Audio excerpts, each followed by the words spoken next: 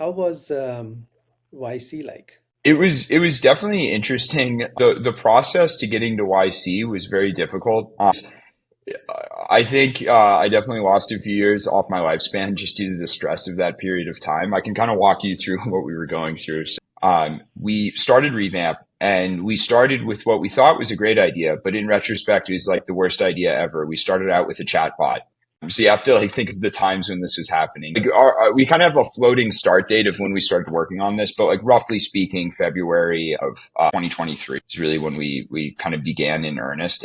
Our idea was to make a chatbot for your e-commerce store. So sellers of like, direct to consumer brand owners could integrate Shopify and integrate Klaviyo. And then we would essentially provide text to SQL through a chat interface against your store's information. So you could ask, what were my sales yesterday, and type that in, and it would sometimes give you the right answer. It was pretty hit or miss. But we were really bullish on our idea. We thought it was great, and we tried to get some customers. Had difficulty getting paying customers, and when we had trouble getting customers, we were like, "Oh, we know what to do. We'll just raise money," which also was like a terrible idea.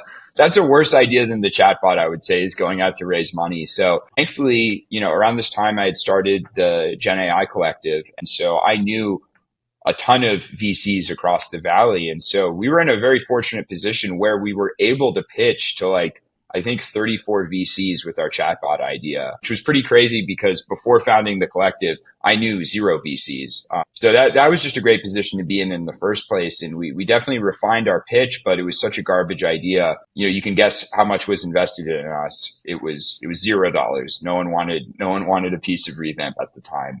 And so our last ditch effort was to apply to YC. That was like, it was like, we're going to put all of our chips on this one bet of getting into Y Combinator. And, we knew the odds were bad. I think it was like less than 2% or less than 1%. It's just like terrible odds.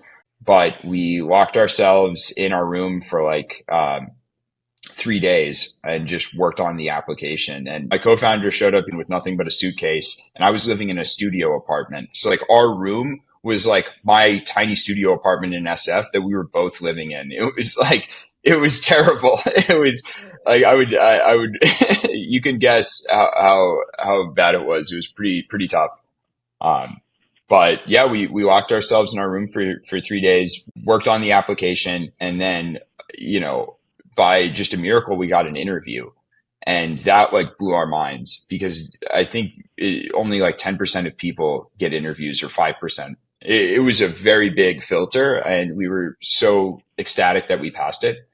And so then we started preparing for the interview, and that's a whole process. I mean, it's like a ceremony almost entrepreneurs have to go through. There's like all these things we all do. Like you reach out to your friends who have done YC, and they try to replicate the interview process. Or there's this funny web app you guys should check out. It's called IPG, or like I Paul Graham. And it like simulates Paul Graham asking you questions about your startup, like, how did you and your co-founder meet? And, what's your ICP, and like all this other stuff. And so we prepped for the interview comes on, and, you're scheduled for the interview at a specific time. And of course they're late. So we're just like sitting in front of our crappy webcam for half an hour waiting for it to start.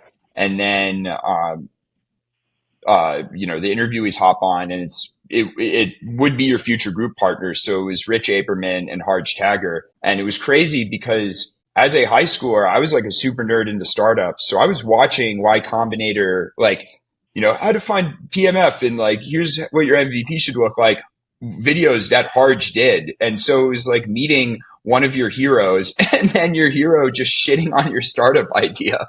Like the interview, we didn't think it went well at all.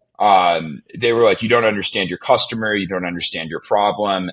And it goes by in the blink of a second. Like we had a whole laundry list of bullet points. We called them vertebrae that we wanted to discuss to showcase that we, were competent. Didn't get to like any of them basically. And so we thought we bombed the interview, and we were at rock bottom. And so there was a liquor store next door. And we started walking over to the liquor store, and we were like, we're not going to get into Y Combinator. We'll just drink ourselves to death tonight. So we go to the liquor store, buy a ton of booze. We're walking back with it. It's super heavy. And Amin got a call, and I should remember this. I don't remember if it was Rich or Harj. I think it was Rich, and they asked like, "Hey, we'd love to offer you a spot in the latest Y Combinator batch." And like I started crying. Amin was like screaming in Urdu. It was like one of the greatest moments of my life.